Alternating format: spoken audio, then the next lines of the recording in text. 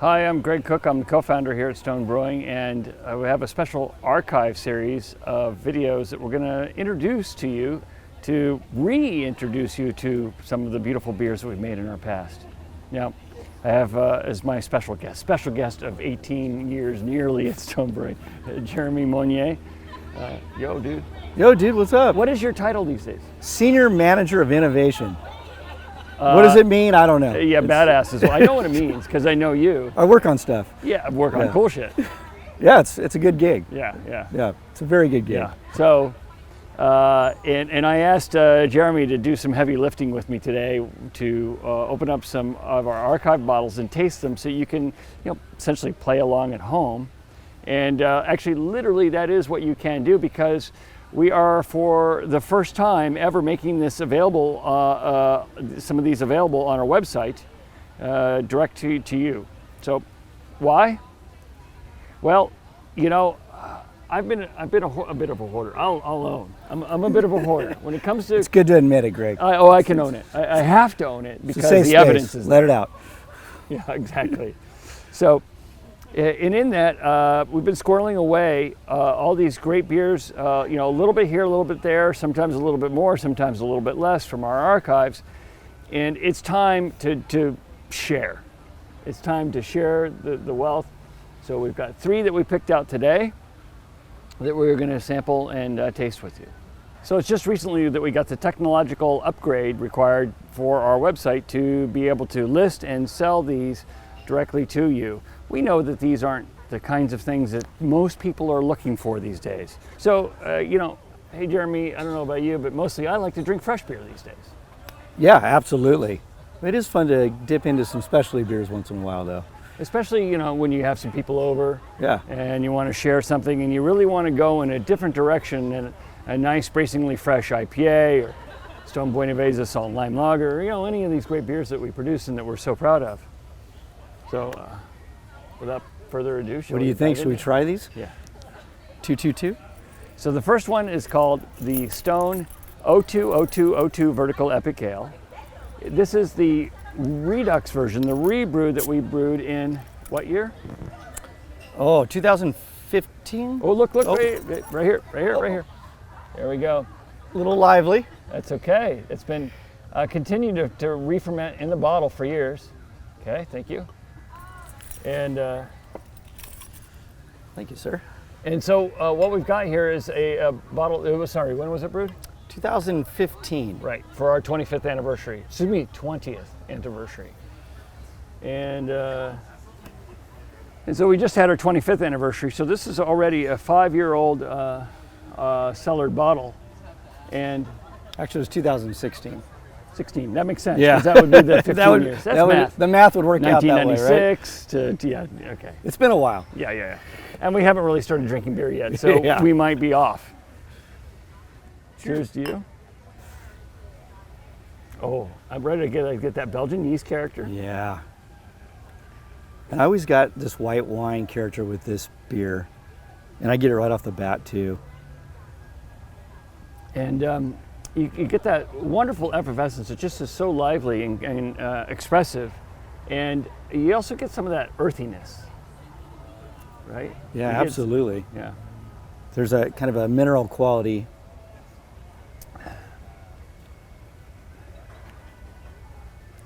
This is super good. It's really good. That pepper really comes out. I remember there was pepper in here, and then I think it was coriander and some orange peel, right? Right. So the whole concept, as to recap, of the Stone Vertical Epic Ale series, was to release a beer every year, every time that the year, the month, and the day matched. Thus, we released this very first edition on February 2nd, 2002, the Stone 020202 Vertical Epic Ale. Next one came on March 3rd, 2003, all the way through December 12th, 2012. And we had this entire series, and each one of them was based upon, what if we took sort of a classic Belgian recipe or a Belgian inspired recipe, and we used that for about 50% of the recipe, and the other 50% we just kind of went Stone style. Yeah, it's so cool. This bringing back some memories for sure. I miss that series. It was fun to every year to do something different like that. And these beers age, and they're just different. They're They're different when you beautiful. come back to them, and just like we are right now. You know, And I was a stickler for keeping all of my personal collection as well as all of what we were keeping in the brewery in the cold box. And we had a special tasting with some, I kind of put out the word to social media, to our fans. If you have some that you've been saving, bring some bottles, especially from the earlier part of the series. And we want you to also bring your story about how you stored them. And there was one guy who actually worked with us for a little while. Then he moved to Alaska, and then he had since moved back from Alaska, carrying his beers with him each time. And he brought some. And anyways, the bottom line is that some of them that were like cabinet kept, completely without protocol, completely without a worry or maybe an ability, depending on the person, to keep it in a cellar or refrigerator condition. And there were a couple of years where I thought those were the better ones. yeah, I mean, these beers age differently as you store them in different temperatures, different conditions, so you get to see them at different times. So we have a limited amount of these from the archive series. And again, as I said, some of them we actually have a fairly decent amount available, and some we have just as little as one case. And that one case is the Stone Old Guardian Barley Wine from 2012. Or was it 2011? Do you remember? I think it's 2011. Okay. And the one of those cases is a particular one case of the Stone Old Guardian Barley Wine from 2011. We have one case. That means 12 bottles, ladies and gentlemen, for those of you who aren't as good at math. And we I'm not that good at math We couldn't myself. get a bottle? No, I said no. I basically said no. Oh, okay. We're It's not your gonna- fault. We're not just going to burn one in a tasting with three Well, I'm other just really beers. interested to try it. I know. I don't blame you. Okay. I can tell you how. You just go online. I'm gonna go. I guess I'll buy one. I'll invite you over if I buy one. It doesn't seem fair. I should buy one. You know what? Actually, in my personal collection, I do have one somewhere in the Okay. dark recesses. So I'll pull that out. So I'll yeah, Okay, good. we'll do that. But I mean, Old Guardian. Yeah. That was one of my favorite yearly special releases. Big barley wines. We had kind of the standard recipe, but then we would tweak it from time to time. Did some fun different variations on it. Great beer to age too. Really good beer. It's called barley wine. It's like a fine wine. Just it ages really well. and it gets that super, rustic character. It develops those Burgundian overtones. It develops, with some oxidation. It happens naturally. Normally oxidation would be bad, but as it develops over the years, it actually just becomes part of the character and takes the beer in a new direction. Yep. Always got a lot of stone fruit as that age too, which is really a cool character. Yeah. So back to the Stone Vertical Epic Ale series. It was a really fun, groundbreaking experience, and it was a really fun and groundbreaking series that we brought out to people, because a lot of people didn't realize that beers are something that you could be aging, you could be cellaring, you could be archiving in your own personal way, and people got introduced to that with the Stone Vertical Epic Ale series. They were all drinkable right off the bat when we released them, but they all became just different and more. Just evolved. I love this. This is fantastic. This is really cool. I like it now better than when we released it. Me I too. really do. I actually am. And of the entire series, so I will fully own, although this was a redo of the original Stone 020202 Vertical Epic Ale series, or a release. When we first came out with it, I think we didn't nail it. We did not nail the exact character of the beer. It tasted a little bit different, super good. This one, I would say, is better 5 years into it than that one was. No, I'm not sure I'm willing to commit to that. Because that was so good, and I remember I liked it every step of the way. Little trivia thing. In 2010, about 2 years before we ended the series on 12-12-12, I saw some people selling a bottle on eBay of the original 020202 Vertical Epic Ale for $1,200 a bottle. Oh. And it's one thing to put it up there for a price, but those were transactions that actually went through. People sold them. That's For that crazy. amount. That's a lot of money for. I mean, beer is amazing. Yeah. Don't get me wrong, but that's a lot of money for I a kinda like 22 ounce. And bottle. originally sold for $2.99 Yeah, back in 2002. it's a little bit of a market. Yeah. So this one is going to be a little bit more reasonable price, but I can tell you, This I'm is great. super proud of it. Yeah, I'm stoked on this. Yeah, me too. It's been actually embarrassingly long. It's been like a couple of years since I last had one. Yeah, of these. me too. It's been a few years. Okay, moving along, because we cannot drink all of every one of these, otherwise, Yeah, it'd probably be a problem. yeah. Okay. Okay, don't do this at home, ladies and gentlemen. Oh, is that the? That hurt. That hurt me way more than it hurt you. Trust me. That was painful. You think probably Root Stout next, right? I would think so. Yeah. There we go. So the next is the Wood Stout from 2018. And the Stone Farking Wheaton Wood Stout is a collaboration. It was done, we love doing collaboration beers at Stone. And this one specifically, oh geez, Look at that. that's a lot. You can, Yeah, sorry. I got excited. yeah, I know. Reminder, what is this ABV? Probably around 12, This 12.8? one was 11.5. Oh, it's a lower. I think this is one of the lower ones. Let me see. Only 11.5. Yeah, 11.5. Okay, good memory. And always great artwork with these. So the backstory is that a couple of really interesting characters that I've had a chance to meet and become friends with over the years, specifically Drew Curtis, who has a website called fark.com, F-A-R-K.com, and Will Wheaton of, I'd say Will Wheaton fame, noted author, actor, and social media guru. We got to know each other, and Will was super into home brewing at that time, and we said, hey, let's create a collaboration beer together. And so that's what this came from. Drew Curtis, being from Kentucky, he's like, well, I'd love to use, use some ingredients that were evocative of Derby pie. And Will says, hey, well, my last name's Wheaton. I'd like to use some wheat. And I don't know. That's where collaborations come from. You're just kind of throw this stuff up in the air. We've done a lot of collaborations through the years. This was definitely one of my favorite collaborations. Cheers. And Drew also said Kentucky bourbon barrels. Yeah, both those guys were so much fun to work with. Just passionate about beer. I'm really focused on. Yeah, I hear you saying words, but It's I'm all really, good. my palate is going. It's going. Pay There's a attention lot- to me right now. There's a lot going on.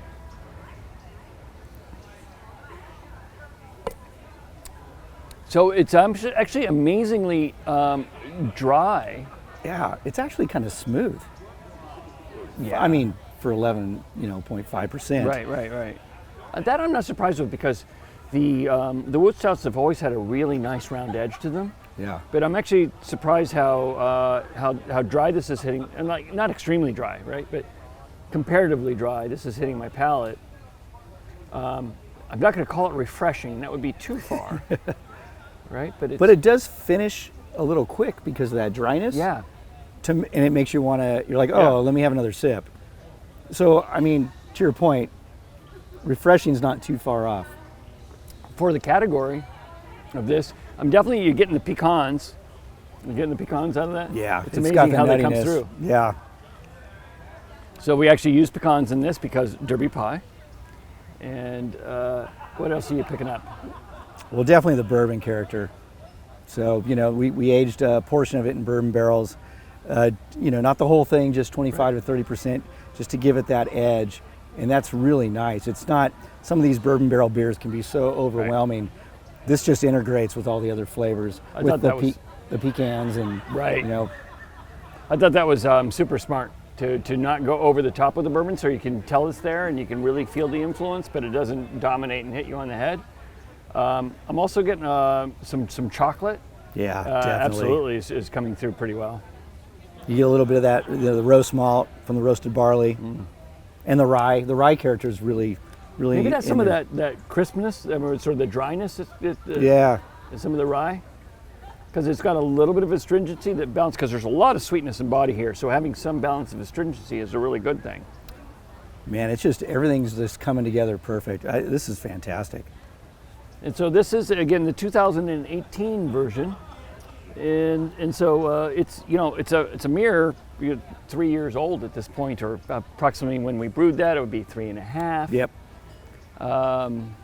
And I'd say this could effortlessly, I can't say the word. Effortlessly. There you go. Ooh, pretty good after some Moot Stout. A little help from your friends. Doing that thing for years. How many years? I mean, honestly, I think you could go 10 years on this. Easily. Now, what if you didn't have a refrigerator or a actual cellar, wine cellar style environment? Just find a place in your house that's just temperate, just constant temperature. I mean, the cooler the better, but a dark place, just throw it in there. And I'm going to postulate that, and I admit I haven't done that much of it over the years, but if you actually, say had 2 bottles and you put one in a cabinet or closet, hall closet, whatever, that wasn't that temperate, where you'd have more of a fluctuation, and one in, say, the fridge, and then tried them 3 years later, you'd end up with 2 different beers, but both would be beautiful. Yeah. Just the fridge is not gonna move that far from where it is today. Yeah, if you kept it in the refrigerator, you could keep it for years. Yeah. But it'd be fun to get some age on this, some more age. I'm gonna also just say, look, don't be like me. Don't just squirrel away from some future date. Drink it now.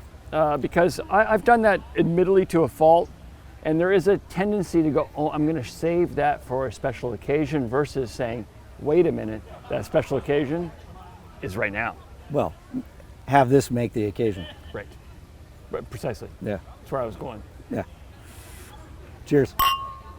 Damn.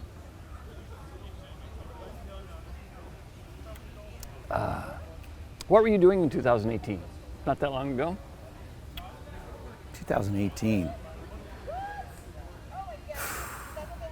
God, just trying to think what I did last year.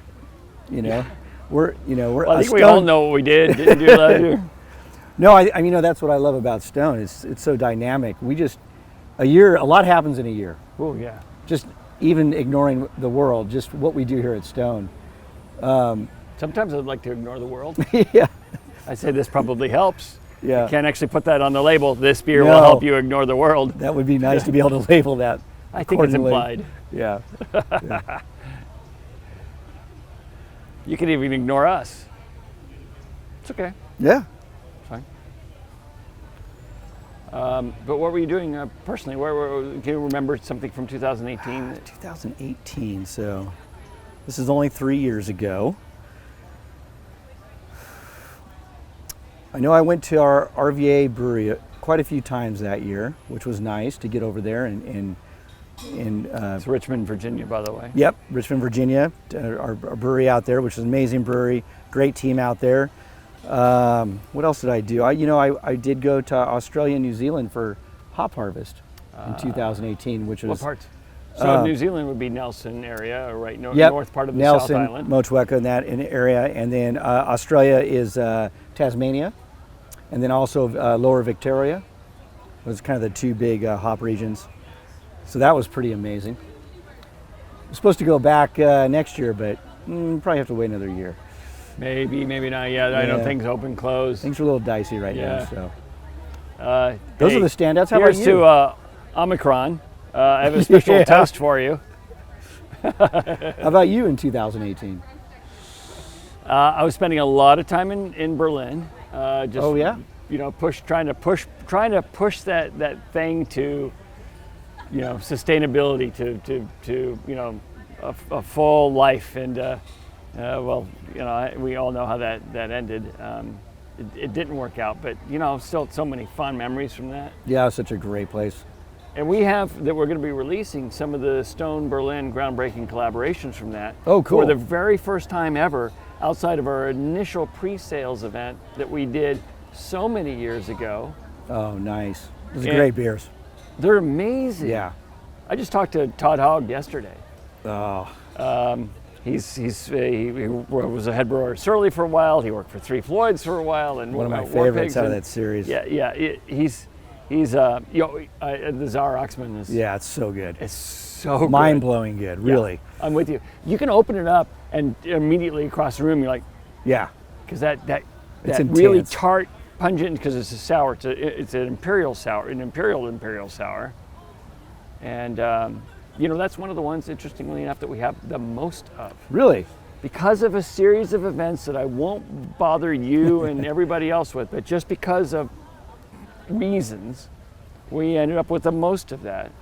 It was one of the last ones released, and I think it's one of the most brilliant, and easily that one. I mean, I want to have that on my deathbed. Why do I say that? That's macabre.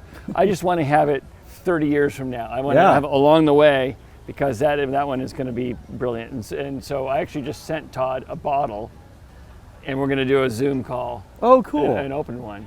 Awesome. Yeah. Yeah. And record it and share it out there. Very cool. Well, it's nice to hear that it'll be available. Yeah.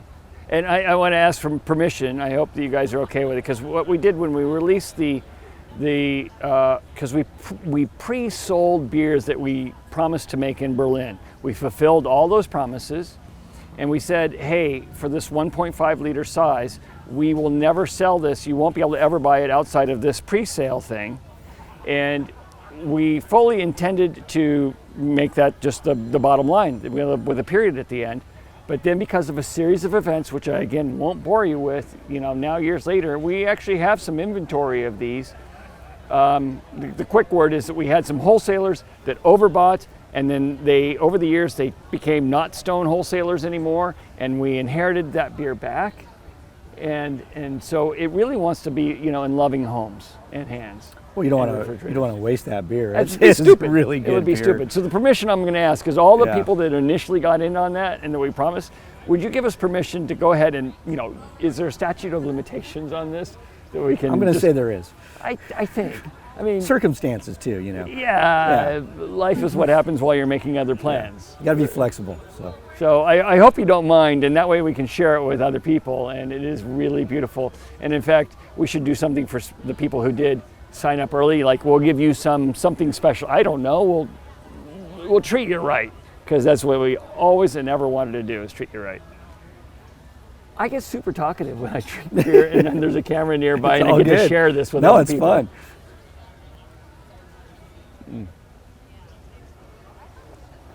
One more, huh? So we have a beer that we call the Xocoveza Charred. I'll bring that a little bit forward here, show it to you. And as you can tell, this one is a 500 milliliter bottle, cork finished. We actually used to have a barrel aging warehouse not far from here, back when barrel aging warehouses were a thing. And it's really interesting to see how, when the barrel aging warehouses were a thing, nobody was talking about a hazy IPA. No, not at all. Right. No talk of hazy IPA. And, hard seltzers, which we will mention, weren't even on the radar. No, not even, not even. So this is almost from a different era. It's a different time, and it's a true slice from the past, but it's a slice that we're super proud of. This particular one is, we put the year on it. There we go, 2016. I have to refer to these labels in order to really know. In fact, I'll read, allow me. The base beer is this recipe, The base beer is the recipe of 2014 Stone Homebrew Competition winner Chris Banker, an intensely flavorful milk stout brewed with cacao, coffee, and spices to mimic the flavors of Mexican hot chocolate. So that's a beer now you've all come to know and love, and it's actually the right season for us as I speak. The Stone Xocoveza Imperial Stout, Mocha Stout. We just call it Xocoveza these days, and it's becoming a regular part of our lineup. One of my favorite beers. I love it when that beer comes out. And we just did the Tres Leches. What do you think of the Tres Leches? Tres Leches is amazing. Isn't it great? Yeah. I mean, the standard Xocoveza was awesome. Don't get me wrong. But a little twist on it, creamier, more dessert-like. It was fun to do something different with it. 100%. I actually find it, I think, refreshingly drier. Drier. That's how it's hitting my palate. Yeah. It just hits my palate a little bit more like I'm taking that next drink a little bit quicker in a good way. Yeah. And would you like to do the honors? Well, sure. I struggle with the cork, so I'm giving it to him. That's why he gave it to me, because Just punked them. So, from a production standpoint, one of the harder beers to brew. Yeah. And why is that? Can you open the cork and explain that at the same time? Wow. Probably without not. Without grimacing? We're gonna play this. So show the technique you're using. Well, so I'm gonna try to rock it back and forth. Right. Sometimes these corks get a little dry. So what I do sometimes, I do a tiny twist and then rock, tiny twist, push, tiny twist, push. Sometimes if you get some ease, you can use tools if you want. Channel locks will work. Or just a wine opener, frankly, with the lever on it. So the very typical one that you unfold, and that gives the leverage point, and you just go straight through the cork with that. Oh boy. Let me see the progress. Oh, you're not really. No. Oh, is it time for me to step in because you loosened it for me? It can make me look good. Of course. Greg, help me out with this, please. Well, okay. So I just kind of go and then a small turn and go and you just kind of work it like that. But I don't think I'm making any more progress. So. No, because the curvature of the bottle, it flares out at the bottom. Yeah. So the bottom, the cork can have a little flare in there, and it doesn't want to. And you don't want to rip it, obviously. No, because then, but you actually could, because then you just get out your wine opener. Yeah. So it's not really a big deal. It's kind of. While you're struggling, I'll just say, because of all the ingredients, there's a lot of ingredients in this beer. Yeah. What we maybe haven't done is break the seal yet. Because if you can get it to twist, then you sort of. 3 hours later. How's that? Okay. Yeah, smaller amounts, because then we'll actually share this rest of this bottle with some other folks off camera after. Thank you, sir. Okay, again, the Stone Xocoveza Charred, barrel aged, and from 2016, cork finished, and the corks have a very nice seal. You can attest to that. Yeah, no problem there. You won't have to worry about a leaker.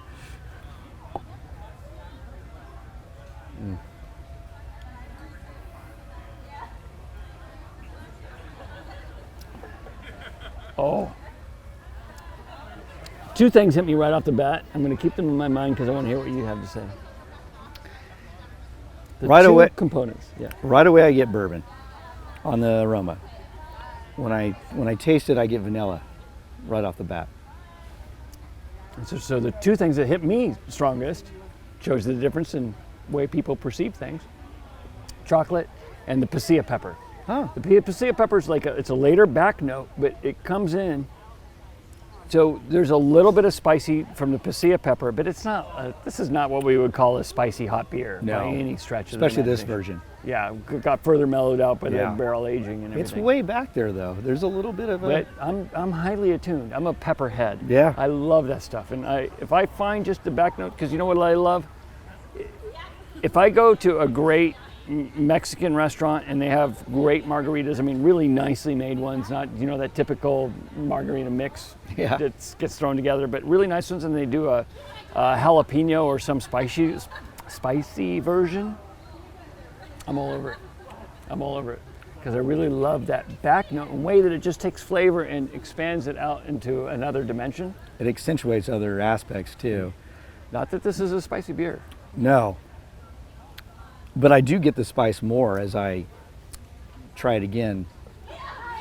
But there are other components in here that are sort of evocative of spice, right? Without being directly spicy, right? So this is overall with cinnamon and nutmeg, right? Yep. And cacao. Definitely cacao, coffee. And those components, when standard, classic Xocoveza, I would say those components are more intense and they're more upfront. This is just, it's like they're there, but it's mellow. I know, what is the ABV, do you remember? I think it's around 10. 9.6. Okay. So basically in the bottom line, this was aged 6 months. 6 months at American oak, Kentucky bourbon barrels. And you gain some alcohol, of course, being in those barrels. Right. So a beer that started out as 8.1% right. ends up being 9.6. The magic of just Barrel after aging. 6 months, which is pretty cool. But it really mellows the beer out It's just- in a good way. You know, I'm not saying that it's Xocoveza subdued. It got beaten into submission, or got put away, or you get a 6-month sentence. You get Yeah. a 6-month sentence, and then in the bourbon jail, bourbon barrel jail. I don't know if we want to use that. Hey Xocoveza, you've been very, very bad. You're going away in a bourbon barrel jail for 6 months, and then you'll be released on good behavior.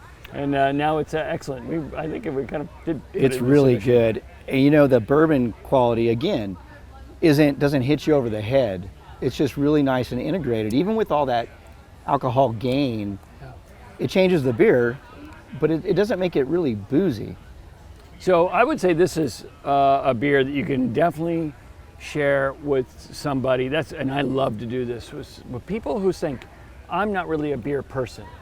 How many times does that happen to you? You meet somebody and they're like, I'm not a beer person. You pair them and like, oh my God, what is this? This is amazing. Yeah. Like, you are a beer person. You've just had it beaten out of you by major brands and major media that you're Yeah. not. Because you've been told that beer is this when beer is actually Yeah. this. And I'm this preaching should- to the converted. I know. And this shows you what beer can be. It this really does. Depth and spectrum.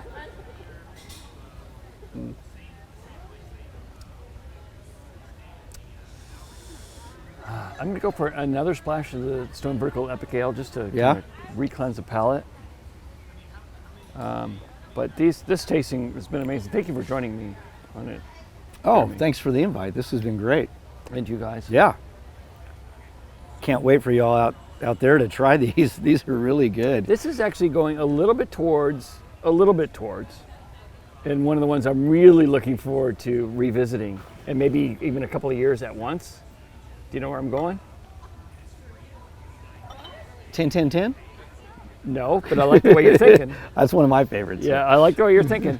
So what I'm thinking about is the Enjoy After, the Stone Enjoy Oh, After yeah. IPAs. Because they got that super Bretty thing. This isn't very Bretty, but it's got overtones of it. Wow. It's like that Belgian-y kind of character. After that stout, it's just like, just really bright. Taking our palates on a little roller coaster here, and then I like doing that though. But nothing wrong with that roller coaster. yeah, we're on a fun ride here at Stone Brewing World Bistro Gardens. Usually after stouts, I like to have a nice fresh IPA. Yeah, It kind of wakes the palate. Recalibrate. Yeah, wakes the palate back up. But this isn't a bad wake up either.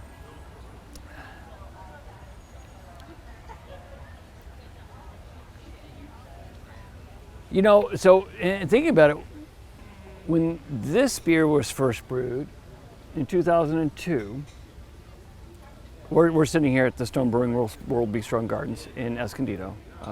This was not even a glint in our eye, euphemistically speaking.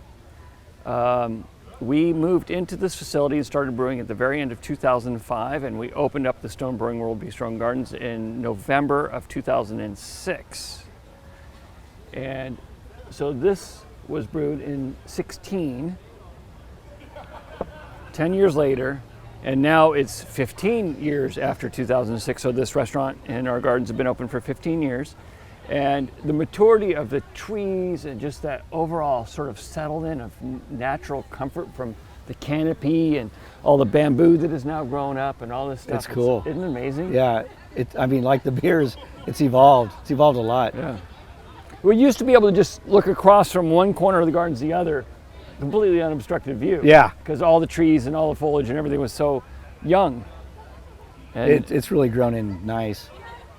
it's such a great place to just kick back and have a beer. You were mentioning before we were here, a month after I started back in 2004 is when y'all brought us over in school buses and we had a kickoff event, Right. and a big announcement was that we were going to build a new brewery. And this was there was nothing here. There was nothing here. So this had been so we're on a 1 mile stretch of Citricado Parkway was an extension of an existing portion of the road that was down the road. And this was all just scrub hills. And it was redeveloped into pads, and where you could then build buildings on like we did with ours. And we brought everybody out in a bus from San Marcos, our original home on 155 Maddo Way, Yeah. where we lived for the first 10 years of our life. And then we did a ceremonial blasting thing. Blew up the hill. Blew up a portion of it. Well, it was pretty cool though. It was cool. It's one of those things you don't forget. And And I that was a super month excited. a month into me being here. And Okay. I was like, huh, there might be something to this stone thing and this beer thing. This is interesting. Maybe this might go somewhere. These guys are pretty cool. Could be a thing. Yeah, it could be a thing. Mike, I might stay for a couple of years. Might become a going concern. Well, cheers to Cheers, that, man. Cheers to those couple of years. Cheers to all of you. And I got to tell you, you look, I'm not big on like act now kind of sales pitches, because I've always figured, let's just do amazing work and you decide if that amazing work fits your, fits you. It floats your boat. If it just is a direction you like, get in on this, because Yeah. this stuff is These are special. pretty damn good. And we're motivated to tell you good things about these beers. We're motivated to figure out how to say something positive, but I got to tell you, it's been pretty effortless Yeah, work. it has not been a fight, for sure. This is Cheers, really everybody. good. This is really good. Yeah. And to our collaborators, Will and Drew, and to the entire Stone team, and to all of you that have been with us along the years, just thanks for being part of this journey as it continues. To be continued. Yeah. Cheers.